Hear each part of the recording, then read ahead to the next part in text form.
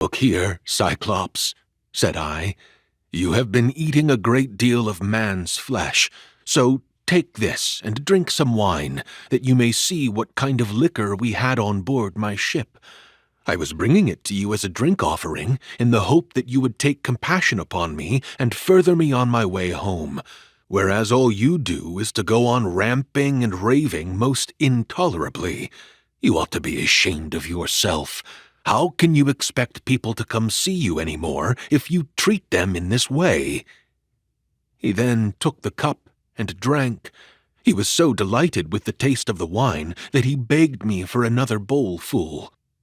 "Be so kind," he said, "as to give me some more, and tell me your name at once. I want to make you a present that you will be glad to have. We have wine even in this country, for our soil grows grapes and the sun ripens them. But this drinks like nectar and ambrosia all in one." I then gave him some more. 3 times did I fill the bowl for him, and 3 times did he drain it without thought or heed. Then, when I saw that the wine had got into his head, I said to him, as plausibly as I could, "Cyclops, you ask my name, and I will tell it you.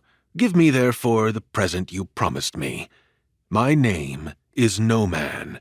This is what my father and mother and my friends have always called me." But the cruel wretch said, "Then I will eat all No Man's comrades before No Man himself, and will keep No Man for the last. That is the present I will make him."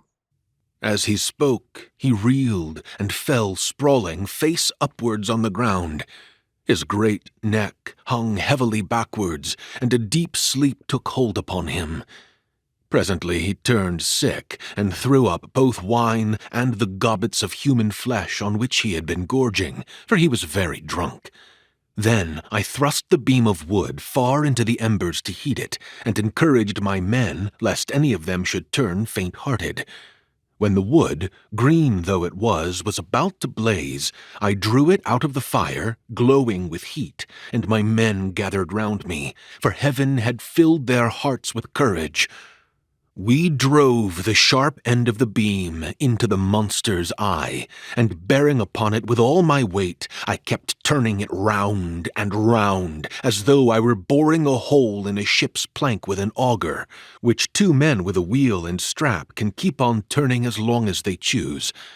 Even thus did we bore the red-hot beam into his eye, till the boiling blood bubbled all over it as we worked it round and round, so that the steam from the burning eyeball scalded his eyelids and eyebrows, and the roots of the eye sputtered in the fire. As a blacksmith plunges an axe or hatchet into cold water to temper it, for it is this that gives strength to the iron, and it makes a great hiss as he does so, even thus did the Cyclops' eye hiss round the beam of olive wood, and his hideous yells made the cave ring again. We ran away in a fright, but he plucked the beam, all besmirched with gore, from his eye, and hurled it from him in a frenzy of rage and pain, shouting as he did so to the other Cyclopes who lived on the bleak headlands near him. So they gathered from all quarters round his cave when they heard him crying, and asked what was the matter with him. "What ails you, Polyphemus?" said they. "That you make such a noise, breaking the stillness of the night, and preventing us from being able to sleep. Surely no man is carrying off your sheep. Surely no man is trying to kill you either, by fraud or by force." But Polyphemus shouted to them from inside the cave, "No man is killing me by fraud. No man is killing me by force."